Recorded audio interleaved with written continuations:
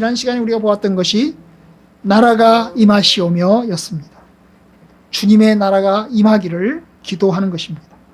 하나님께서 주님의 나라를 임하게 하십니다. 우리가 임하는 게 아니고 하나님께서 주님의 나라를 임하게 하십니다. 우리는 다만 기도하는 겁니다. 주님의 나라는 주님이 통치하시는 나라입니다. 주님의 말씀과 성령으로 우리를 다스리사 우리가 더욱 주님께 순종할 수 있도록 하나님께 기도하는 것이 첫 번째 뜻이고, 주님의 교회가 보존되고 점점 더 흥하기를 원하는 것이 두 번째 뜻이고, 마귀의 일들과 주님을 대항하는 모든 세력과 주의 말씀을 대적하는 모든 도모와 계획들이 다 무너지고 멸하게 되기를 바라는 것이 세 번째 뜻입니다. 이 모든 것은 예수님이 다시 오실 때여야 완벽하게 이루어집니다. 우리는 그 나라가 완벽하게 속히 임하기를 기도합니다. 우리는 매주마다 이런 기도를 하는 것입니다. 오늘은 이제 세 번째 간구, 주기도문에 나오는 세 번째 간구의 뜻을 보고자 합니다. 바로 뜻이 이루어지이다. 뜻이 이루어지소서. 이런 간구를 보고자 합니다. 여기 역시 말하는 것도 뜻이라고 할 때 그 뜻 앞에 주님의 뜻이라는 뜻, 주님이라고 하는 것이 들어있습니다. 그래서 하나님의 뜻이 이루어지기를 원합니다. 주님의 뜻이 이루어지기를 원합니다. 그런 뜻입니다. 자, 주님이라는 것이 들어있습니다. 그런데 독특한 게 있습니다. 이 뜻이 이루어지다에는 독특한 것이 두 개가 있는데요. 하나는 뭐냐면 하늘에서 이룬 것 같이 라는 말이 들어있어요. 하늘에서 이룬 것 같이. 두 번째는 뭐죠? 땅에서도 하늘에서 이룬 것 같이 땅에서도 이루어지이다. 이 세 번째 기도, 세 번째 간구인 뜻이 이루어지이다는 누가복음에 나오는 주기도문에는 없어요. 누가복음 11장에도 주기도문이 나오거든요. 근데 누가복음 11장에 나오는 기도는 이름이 거룩히 여김 받으시오며 나라가 임하시오며 이 두 개는 있는데 뜻이 이루어지이다는 주기도문에 없어요. 누가복음 11장에 나오는 주기도문에는 없어요. 마태복음에만 있죠. 마태복음에만 있습니다. 여러분, 왜 없을까요? 저는 잘 모르겠어요. 그러나 여러분, 사실 꼭 잊지 않아도 돼요. 왜냐하면 이름과 나라와 뜻은 서로 연결되어 있어요. 하나예요, 하나. 한 덩어리예요. 주님의 이름이 거룩히 여김 받으시오며 나라가 임하시오며 뜻이 이루어지이다. 이거는 한 덩어리예요. 마치 큰 건물을, 여러분 건물을 앞에서 바라보는 거, 옆에서 바라보는 거, 뒤에서 바라보는 거, 위에서 바라보는 거가 있잖아요. 건물이 이게 앞에서 보는 느낌과 옆에서 보는 느낌과 뒤에서 보는 느낌, 그 다음에 위에서 바라보는 느낌 다 다르거든요. 그렇죠. 그러나 그게 한 덩어리예요. 하나예요. 마찬가지예요. 이게 주님의 이름과 주님의 나라와 주님의 뜻은 서로 연결되어 있는 한 덩어리예요. 주님의 이름이 거룩히 여김 받으시오. 주님의 이름이 거룩히 여김 받으시오. 어떻게? 주님의 나라가 임하심으로. 주님의 나라가 임하면 하나님의 뜻이 이루어집니다.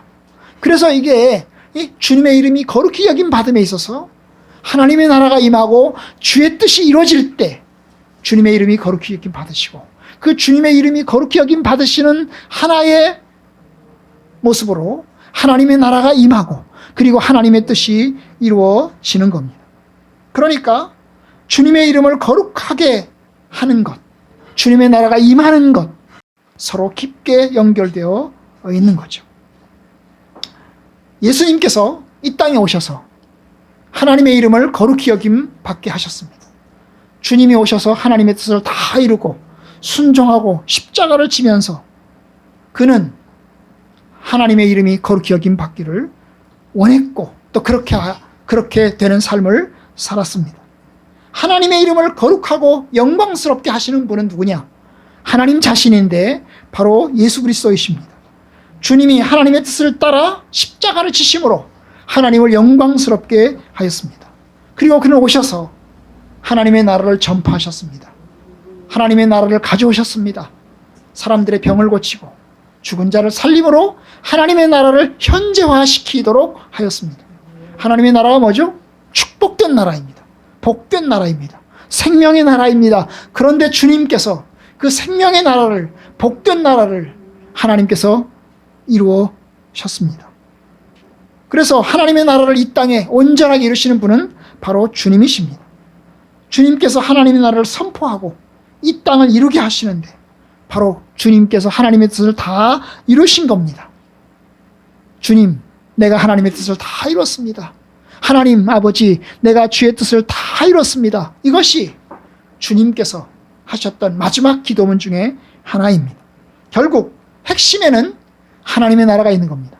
주의 이름을 거룩하게 하시는 데 있어서, 그리고 주님의 나라가 오게 하는 데 있어서, 주의 뜻이 이루어지게 하는 데 있어서 예수님께서 계십니다. 예수님께서 그 모든 일을 완성시키고 성취하게 되는 겁니다. 우리가 이제 기도하는 것, 하나님의 나라가 이 땅에 임하옵소서. 하나님의 뜻이 이 땅에 온전히 이루어지기를 원합니다. 그것을 온전하게 이루실 분은 예수님이시고 하나님이십니다. 예수님께서 이 땅에 다시 오실 때 하나님의 뜻은 다 이루어집니다. 하나님의 나라가 완성될 뿐만 아니라 하나님의 뜻이 다 이루어지고 하나님의 이름이 온전하게 존귀 여김 받게 될 겁니다. 그러니까 결국 이 기도 역시 주님 중심으로, 예수님 중심으로 우리가 생각하면 되겠습니다. 근데 우리는 기도합니다. 하나님, 하나님의 뜻이 이루어지기를 바랍니다. 하나님의 뜻이 이루어지길 바랍니다. 우리는 그렇게 기도합니다. 어떤 어려움을 당할 때, 성도들이 우리가 어려움을 당할 때 그렇게 기도합니다. 하나님의 뜻이 다 이루어지길 바랍니다. 하나님, 우리 뜻대로 하지 마시고요. 하나님의 뜻대로 하여 주옵소서. 여러분, 여기서 하나님의 뜻대로 하여 주옵소서는 우리의 개인적인 생활에서 하나님의 뜻이 이루어지기를 바라는 것이 아닙니다. 물론 우리는 그런 기도도 해야 됩니다. 하나님, 나의 개인적인 삶에서 하나님의 뜻이 다 이루어지기를 바랍니다. 내가 이런 어려움이 있고 저런 어려움이 있습니다. 하나님, 하나님의 뜻을 내가 잘 모르겠습니다. 하나님의 뜻을 제가 이룰 수 있기를 바랍니다. 여러분, 그렇게 기도도 합니다. 그렇게 기도해야 합니다. 그죠? 갑작스럽게 우리가 어려움을 당하잖아요. 갑작스럽게 힘든 일을 만납니다. 그럼 우리는 묻습니다. 도대체 하나님의 뜻은 뭘까? 하나님, 내가 하나님의 뜻이 뭡니까? 내가 어떻게 해야 합니까? 여러분, 여기서 하나님의 뜻이 이루어질지다라고 말할 때 그것은 보다 큰 그림입니다. 큰 그림. 내 개인적인 삶에서 이루어지는 하나님의 뜻보다는 하나님의 전체적인 계획 속에서 이루어지는 하나님의 뜻을 구하는 것입니다. 그런데 여러분, 우리가 종종 실수하는 것이 뭐냐면 하나님의 뜻을 구할 때 내 개인적인 뜻, 내 개인적인 생활만 생각할 때가 있습니다. 우리는 큰 건 생각하지 않고 그냥 우리 조금 하는 것, 내 개인적인 욕심을 성취하거나 내 개인적인 삶을 이루어나가는 데 있어서만 하나님의 뜻을 생각할 때가 있습니다. 그런데 여러분, 주님이 가르쳐 주신 것은 그게 아닙니다. 내 개인적인 삶에서 이루어진 하나님의 뜻보다 더 넓은 하나님의 계획과 뜻을 이야기합니다. 여러분, 뜻이라는 게 뭘까요? 영어로 will이죠, will. 뜻이라는 게 will입니다. 뭘까요? 그 안에는 목적이 들어있고 그 안에는 계획도 들어있고 그 안에는 의지도 들어있습니다. 하나님의 목적, 하나님의 계획, 하나님의 의지를 합한 것이 뜻입니다. 하나님께서 우리에게 구속의 은혜를 주실 때는 하나님의 목적이 있습니다. 내가 너희들을 구원하길 바란다. 이 세상을 내 뜻대로 온전하게 세우길 바란다. 그것이 하나님의 목적이죠. 그죠? 그걸 위해서 주님께서 또 계획을 세우십니다. 구체적인 계획을 세우십니다. 내가 그것을 어떻게 세울까? 내가 독생자 예수 그리스도를 통해서 내가 그 일을 이루겠다. 그리고 내가 주의 성령을 보냄을 통해서 내가 그 일을 이루겠다. 하나님께서 그렇게 계획을 세우십니다. 그리고 그것을 주의 뜻대로 이끌어 가십니다. 그 모든 것이 뜻이라고 하는 말 속에 들어있는 겁니다. 그런데 여러분, 하나님의 뜻에는 숨겨진 것도 있고 명시적인 것도 있습니다. 숨겨진 건 뭘까요? 우리는 다 몰라요. 하나님의 계획을 다 모릅니다. 하나님의 목적을 다 모릅니다. 하나님의 의지를 다 모릅니다. 마치 욥이 자기에게 고난이 왔는데 그 고난이 왜 왔는지 모르는 것처럼 그냥 당한 고난 가운데 허우적대면서 하나님께 부르짖고 통곡하고 그리고 외치는 것처럼 하나님의 계획을 잘 몰라요. 우리 역시 잘 모릅니다. 숨겨진 것은 오직 하나님께 속한 것입니다. 그냥 우리는 그것을 믿을 뿐입니다. 하나님께서 모든 것을 합력하여 선을 이루실 줄을 믿는 겁니다. 그런데 여러분, 명시한 게 있습니다. 하나님이 보여준 게 있습니다. 하나님이 보여주신 뜻은 우리가 순종해야 합니다. 내가 너희들에게 내 뜻을 보여준다. 나의 목적을 보여주고 나의 계획을 보여주고 나의 의지를 보여준다. 보여준 것은 우리가 순종해야 합니다. 하나님께서 보여주신 거 뭡니까? 그 보여주신 것이 성경에 있는 거예요. 그걸 계시라고 하는 겁니다. 계시. 하나님께서 숨겨져 있는 것을 열어서 보여주는 것, 그걸 계시라고 하는데 바로 이 계시가 주의 성경을 통해서 우리에게 보여주신 겁니다. 우리는 이 보여주신 하나님의 계시를 우리는 어떻게 해요? 의존해서 생각하고 하나님의 뜻대로 살아가는 것입니다. 하나님이 세상을 이처럼 사랑하사 독생자를 주셨으니 이는 그를 믿는 자마다 멸망하지 않고 영생을 얻게 하려 하심이라. 여러분, 하나님의 뜻이 뭡니까? 여기서 하나님의 뜻은 우리를 구원하려고 하는 것입니다. 이것이 하나님의 목적입니다. 내가 너희들을 구원하려고 한다. 그것을 위해서 주님 어떻게 하십니까? 독생자 예수님을 보내주셨습니다. 하나님이 세상을 이처럼 사랑하사 독생자를 주셨으니. 그리고 내가 너희들에게 말한다. 너희들이 믿어라. 너희들이 믿어라. 믿으면 너희가 영생을 얻을 것이다. 여러분, 그러니까 하나님의 이 뜻이 독생자 예수님을 통해서 우리에게 보여주신 겁니다. 그를 믿으라는 겁니다. 예수를 믿지 않고는 구원이 없으니, 예수 외에 구원의 길은 없으니 오직 예수를 믿으라는 겁니다.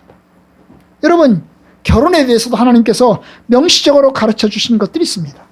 하나님의 뜻은 이것이니 너희의 거룩함이라. 곧 음란을 버리고 각각 거룩함과 존귀함으로 자기 안에 취할 줄을 알고.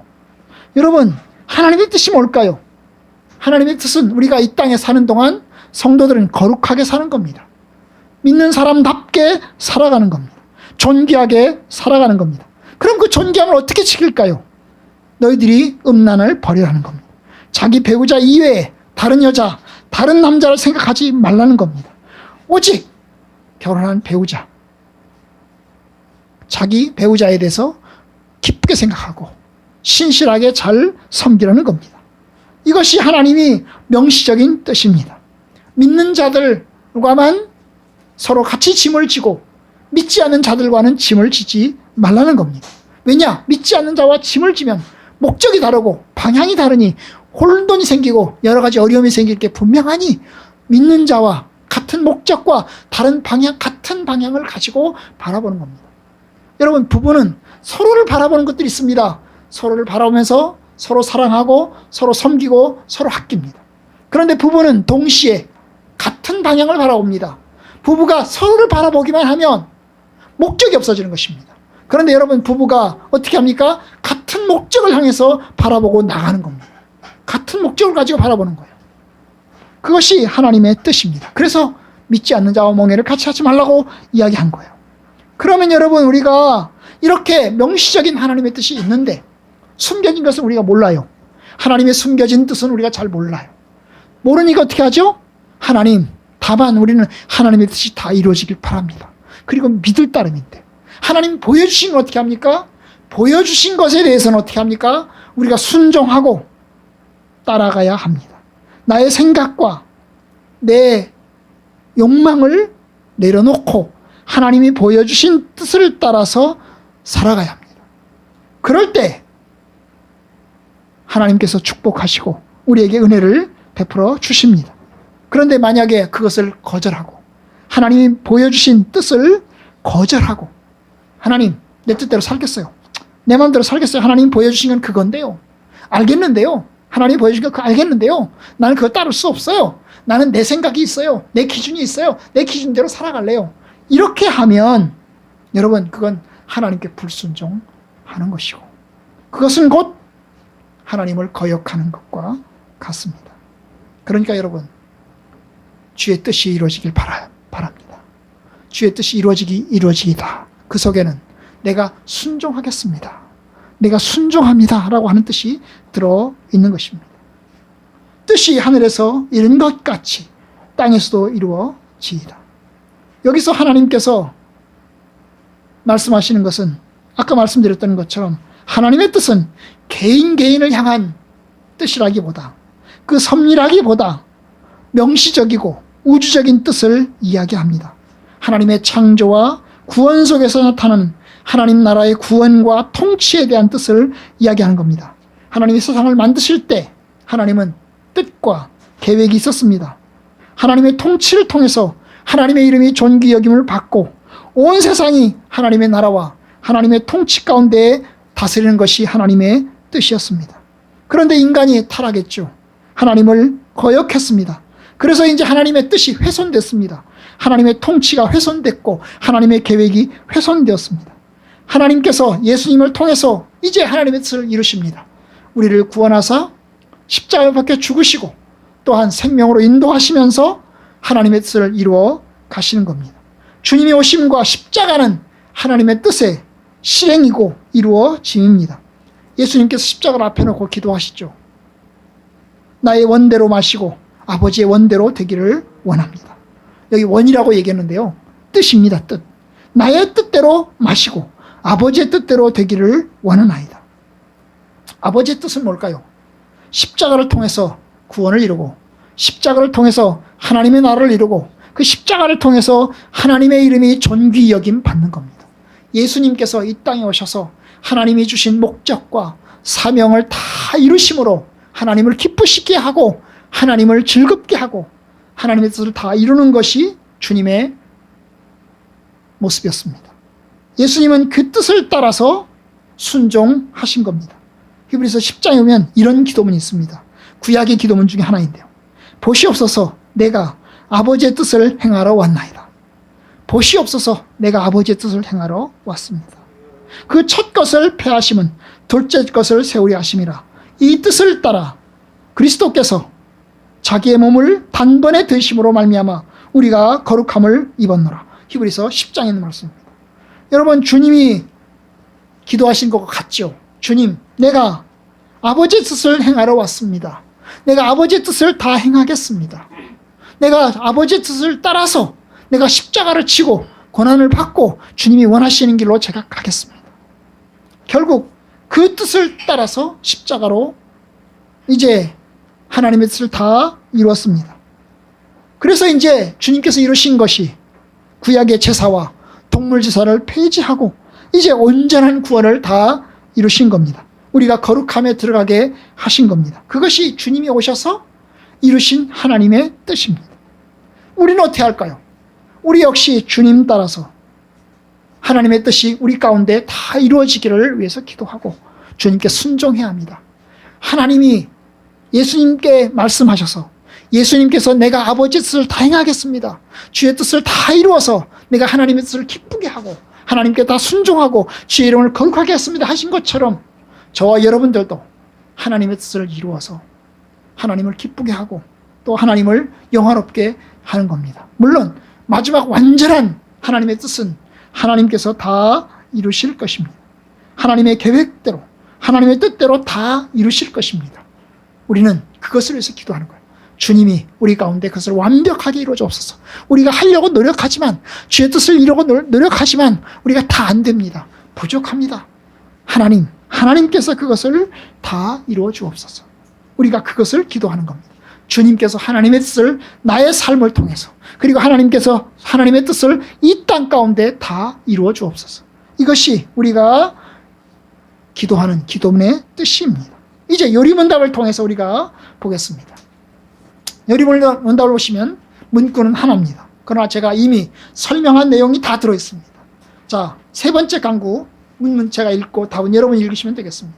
123은 셋째 강구는 무엇인가?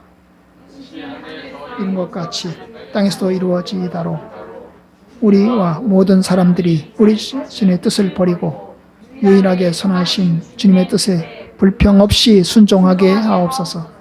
그리하여 각 사람이 자신의 직분과 부르심을 따라 하늘의 천사들처럼 즐거이 충성스럽게 수행하게 하옵소서이다. 자, 이제 기도문이죠. 주기도문. 뜻이 하늘에서 이룬 것 같이 땅에서도 이루어지이다. 이게 이제 기도문이죠. 바로 요리문답도 그 기도문대로 이야기하고 있습니다. 기도문대로 얘기하고 있어요. 그런데 여기서는 두 개를 얘기하고 있죠.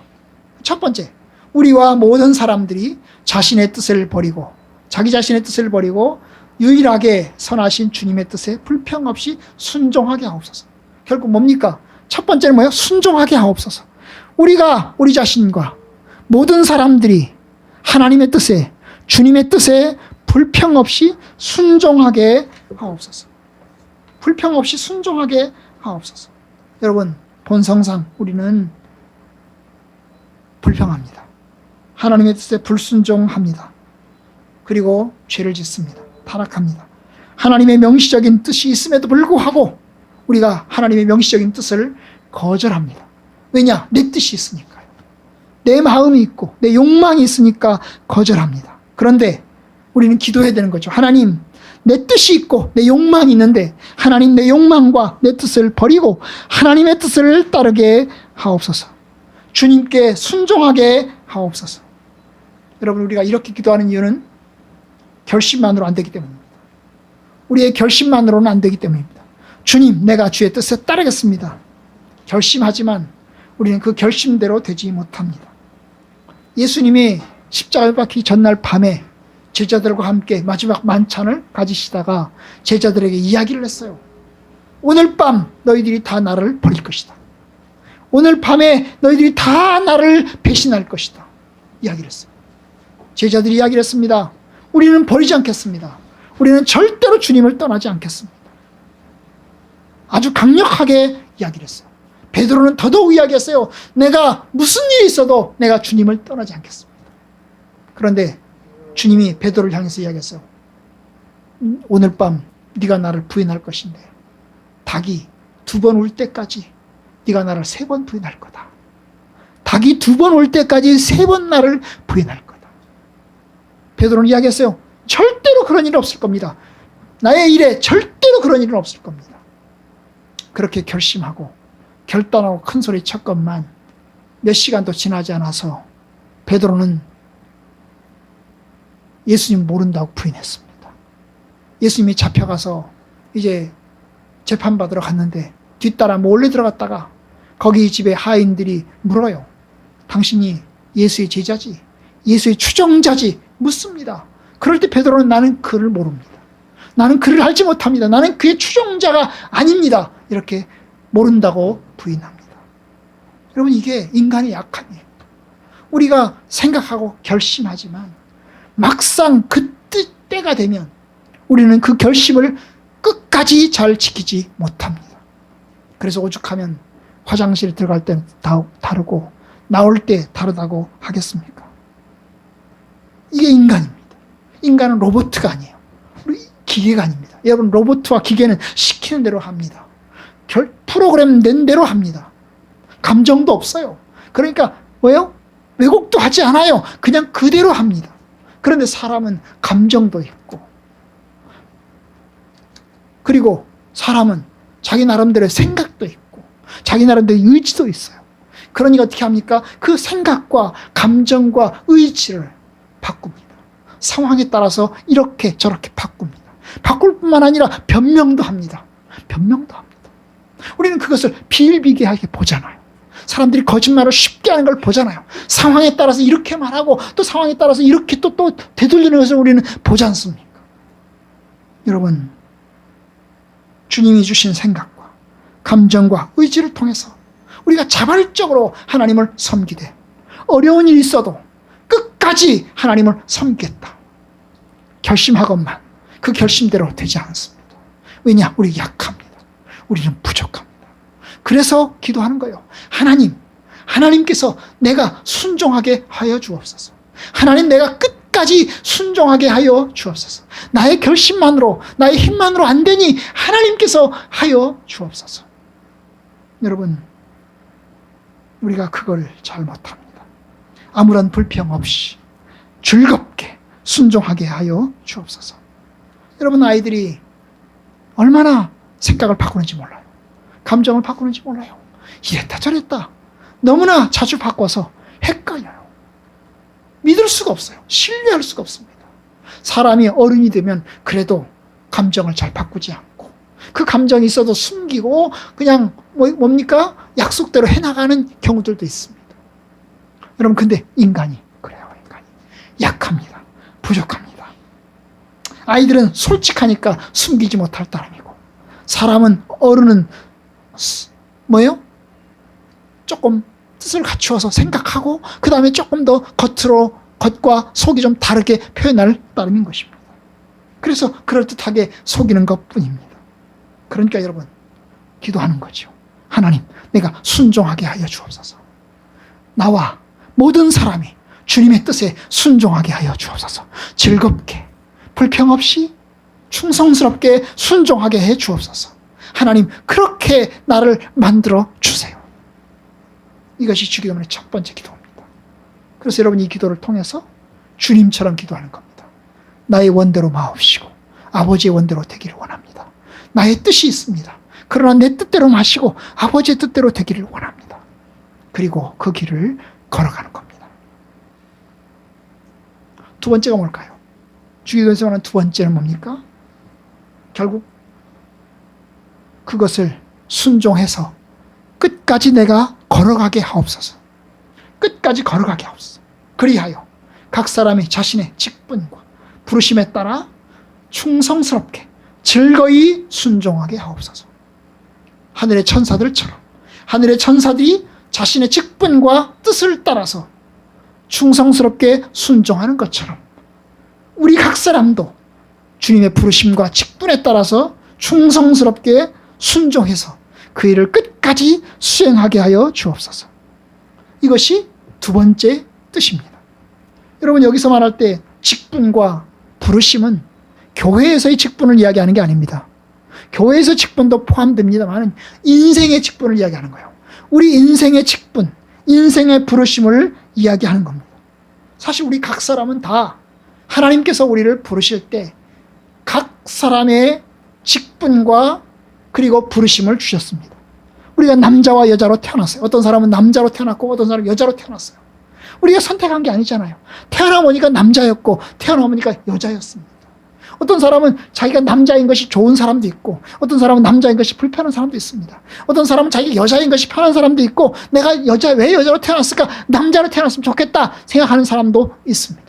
그러나 어쨌든 주어진 것이 현실이잖아요. 내 바람도 있겠지만 태어나서 보니까 내가 바람도 있겠지만 주어진 현실도 있잖아요. 우리가 결정한 게 아닙니다. 그런데 하나님께서 말씀하십니다. 내가 너에게 그와 같은 직분을 줬다. 너에게 그와 같은 부르심을 줬다. 그 부르심에 합당하게 살아라. 그것이 1달란트든 2달란트든 합당하게 살아라. 여러분, 어떤 사람은 태어나 보니까 부잣집에서 태어났어요. 어떤 사람은 가난한 집에서 태어났어요. 부잣집에서 태어난 사람 그 나름대로의 즐거움이 있죠. 힘든 점도 있습니다. 가난한 집에서 태어난 사람 그 나름대로의 즐거움도 있고 힘든 점도 있습니다. 아마 힘든 점이 더 많겠죠. 어떤 사람은 태어나 보니까 노예로 태어났습니다. 그 당시에 이 성경이 쓰여질 그 당시에는 노예라는 게 존재했잖아요. 고린도전서에 보면 이 노예가 존재합니다. 우리가 고린도서 7장을 우리가 읽었잖아요. 7장 24절. 너희는 각각 부르심을 받은 그대로 하나님과 함께 거하라. 여기서 말하는 부르심은 어떤 부르심일까요? 노예로서의 부르심이 있어요. 노예. 어떤 사람은 노예로 부르심을 받았냐? 노예로 태어났냐? 그러면 그 부르심에 합당하게 살아라. 어떤 사람은 자유인으로 태어났냐? 그러면 그 자유인으로 합당하게 살아라. 그게 1달란트가 될 수 있고 5달란트가 될 수도 있는 겁니다.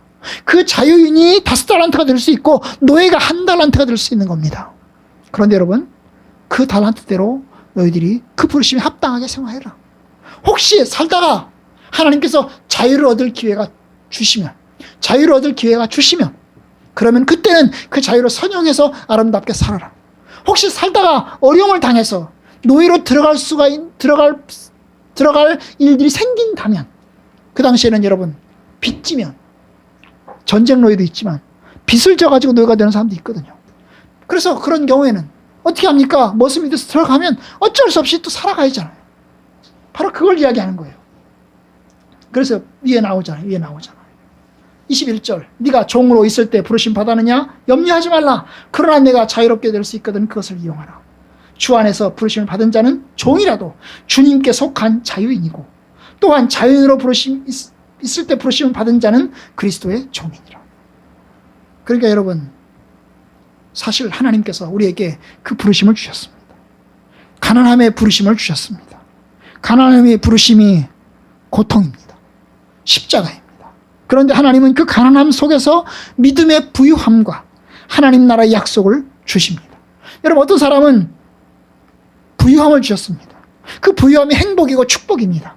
뭐 날라리처럼 살 수 있습니다. 잘 살 수 있습니다. 그런데 여러분, 하나님 앞에서는 네가 그 부유함을 어떻게 썼냐? 내가 너에게 부유함, 부자라고 하는 위치를 내가 줬다. 그러한 부르심을 줬다. 그러한 사명을 줬다. 네가 어떻게 살았냐? 그걸 물으실 겁니다. 고아와 과부는 사람들의 무시를 당합니다. 하지만 하나님께서는 고아와 과부의 보호자라고 주님께서 말씀하십니다. 내가 고아의 아버지고 과부의 남편이다 라고 하나님께서 말씀하십니다. 사실 저도 가난함의 시간들을 거쳤잖아요. 하나님께 얼마나 부르짖었나 모릅니다. 하나님이 다 들으셨고 하나님이 저의 눈물을 다 보셨다고 저는 믿습니다. 그 덕분에 살아왔습니다. 이제까지는 정말 저 때문에 울었고 힘들었어요. 그런데 이제는 자녀들을 위해서 울고 또한 생각합니다. 내가 자녀들에게 물려준 것이 없으니 하나님께 기도합니다. 하나님이 갚아 주옵소서. 하나님이 주가 되어 채워 주옵소서. 인간 아버지는 무능하고 연약하니 하나님 아버지가 주가 되어 주옵소서.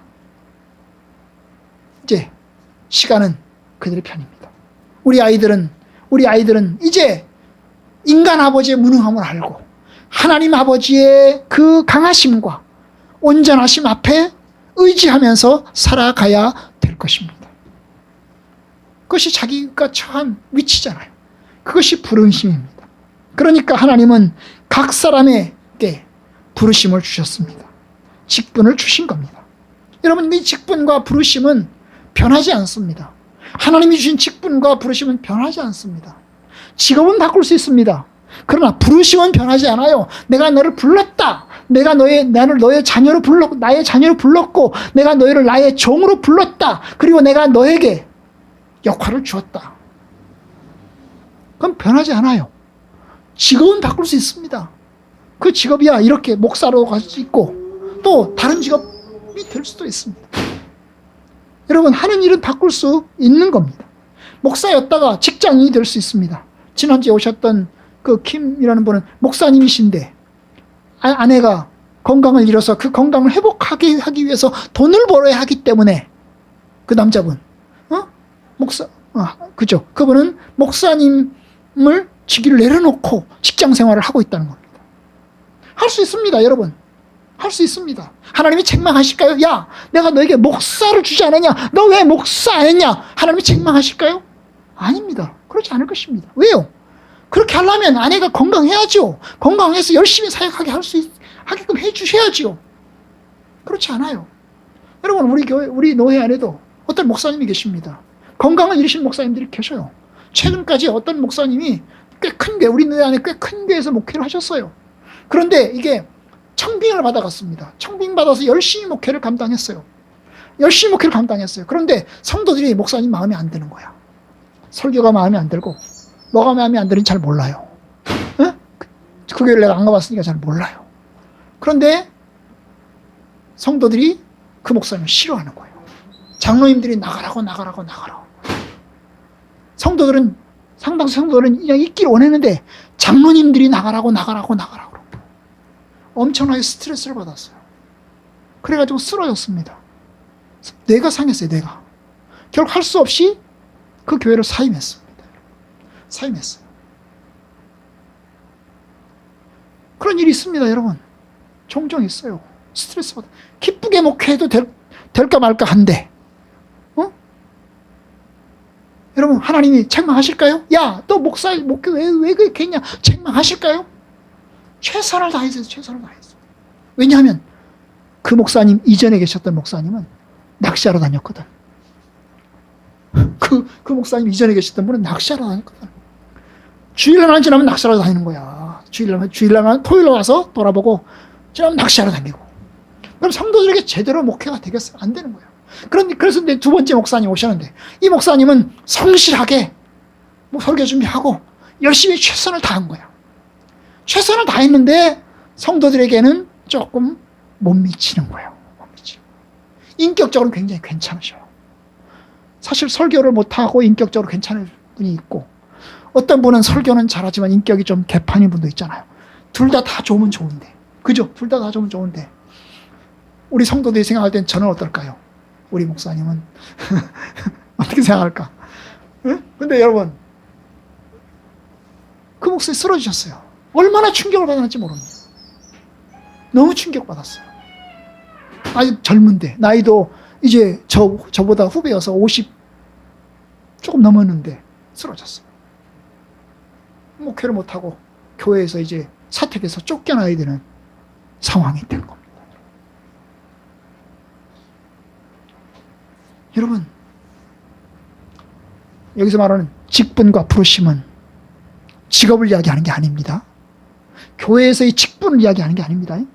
우리 인생에서 하나님께서 주신 그 역할과 그 직분들을 이야기하는 거예요. 이야기하는 겁니다. 물론 교회에서 직분도 포함됩니다. 그러나 그게 전부는 아닙니다. 전부는 아닙니다. 저도 생각해 봅니다. 저에게는 여러 가지 직분이 있습니다. 여러 가지 부르심이 있습니다. 하나님께서 나를 불렀습니다. 하나님의 성도로 불렀습니다. 그리고 가정에서는 아버지로 불렀습니다. 아내의 남편으로 불렀습니다.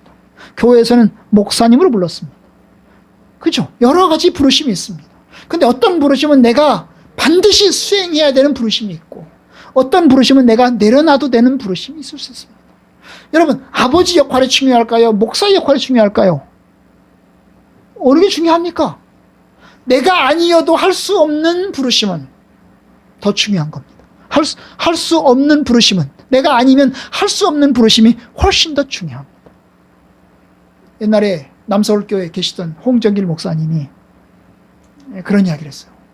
지금 이제 그분이 뭐라고 얘기했냐면, 나는 교회 목사는 내가 아니어도 후임 목사가 와도 열심히 잘할 수 있고, 그런데 내가 아버지 역할은 나 아니면 누가 대신해 줄 수 없으니 나는 남편과 아버지 역할이 나에겐 더 중요합니다. 목사님의 역할보다 그 역할이 훨씬 더 중요합니다. 아멘? 맞죠? 맞습니다. 목사의 역할이 중요하지 않다는 게 아니고 목사의 역할도 중요합니다. 그런데 대신할 수 없는 역할, 훨씬 더 중요하다는 겁니다. 여러분들이 가정에서 아내로서, 어머니로서, 아버지로서 여러분들이 섬기고 있습니다. 여러분, 그거 굉장히 중요한 일입니다. 하나님께서 여러분들에게 이것을 맡기셨습니다. 여러분, 그 일을 잘 감당하시면 하나님께서 축복하실 겁니다. 하나님께서 갚으실 겁니다. 여러분, 다른 사람을 전도하는 일도 귀한 일이지만, 여러분, 한 사람을, 자기 자녀 한 사람을, 자기 배우자 한 사람을 주님께로 구원하는 일도 훨씬 더 중요한 일입니다. 여러분, 국가의 대통령이 되는 일도 중요한 일이지만, 여러분, 우리 가정을 이끌어가는 일도 중요한 일입니다. 그래서 성경은 말합니다. 각각 자기 일을 돌볼 뿐더러. 각각 자기 일을 돌아보라. 각각 자기의 일을 살피라. 각각 자기의 짐을 질 것이니라. 이것이 하나님께서 하신 말씀입니다. 부르심과 직분에 순종하는 것, 충성스럽게 즐겁게 수행하는 것, 그것이 주님의 뜻이 이 땅에서도 이루어지는 겁니다. 우리는 기도하는 거죠. 하나님, 내게 주신 직분과 내게 주신 그 부르심을 내가 끝까지 잘 순종하게 하여 주옵소서. 마치 천사들이 하나님의 뜻을 순종하듯이, 심부름꾼으로 순종하듯이 우리가 그렇게 기도하는 겁니다. 여러분, 천사들 기분이 좋을까요? 여러분, 천사들은 아무리 열심히 순종해도 자녀는 아닙니다. 하나님의 자녀는 아닙니다. 여러분, 성도인 하나님의 자녀와 하나님께서 만드신 피조물인 천사와 어느 것이 더 존귀할까요? 히브리서는 이야기합니다. 천사는 주의 성도들을 섬기라고 부르신 종들이다. 그러면 천사가 위대합니까? 자녀가 위대합니까? 자녀가 위대한 것입니다. 아무리 천사가 능력이 있어도, 아무리 천사가 파워가 있어도 여러분, 그 천사는 종일 따름입니다. 그러나 하나님의 자녀들은 힘이 없어도, 무능해도 우리는 하나님의 영광스러운 자녀들입니다. 여러분, 그러니까 천사들이 섬기는 거예요. 내가 자녀가 아니고 종이라도 하나님께서 만드신 피조물, 천사이지만 내가 하나님을 섬깁니다. 그 뜻으로 우리 역시 하나님을 섬기는 거예요. 하나님이 주신 직분이고 하나님이 주신 부르심이 있으니 내가 그것을 섬기겠습니다. 물론 완전한 성취는 마지막에 이루어질 것입니다. 하나님의 나라가 온전히 임하고 완성되는 것이 장차의 뜻이, 주의 뜻이 이 땅에서 다 완벽하게 이루어지는 것도 장차 이루어질 일입니다. 우리는 기도합니다. 주님, 하나님의 뜻이 다 이루어지기를 원합니다. 하나님의 뜻을 다 이루어 주옵소서. 어떤 이들은 말합니다. 야, 그거 기도할 필요 있냐? 우리가 기도하지 않아도 하나님의 뜻이 다 이룰 텐데 우리가 그것까지 기도할 필요가 있냐? 이렇게 이야기합니다. 하나님이 정하신 일들이 다 이루어질 텐데 우리가 거기까지 기도할 필요가 있냐? 그러나 여러분, 하나님이 우리가 기도 안 해도 다 이룹니다. 기도하지 않아도 다 이루실 거 분명합니다. 그러나 여러분, 하나님이 정하신 것이 다 이루어질 때에 우리가 위로하고 위로받고 기뻐하고 그리고 즐거움으로 나타나기 위해서는 우리가 역시 기도하고 소망하는 것이 필요합니다. 왜냐하면 우리의 소망과 기도가 하나님께 상달되어서 주님께서 이루시는 날 우리는 더더욱 기뻐하고 더더욱 즐거워할 것이기 때문입니다. 그러니 우리는 기도합니다. 하나님, 하나님의 뜻을 이루어 주옵소서. 우리에게 이루어 주옵소서. 이 땅에 이루어 주옵소서. 모든 사람에게 이루어 주옵소서. 그래서 우리가 주님께 순종하게 하옵소서. 하나님의 선하신 계획과 그 부르심과 그리고 사명에 우리가 순종하게 하옵소서. 그리고 또한 우리가 그것을 잘 순행할 수 있도록 하여 주옵소서. 여러분들이 이런 기도로 하나님께 기도하고 또 주님을 잘 섬겨 나가시는 저와 여러분들 되기를 주님의 이름으로 축복합니다.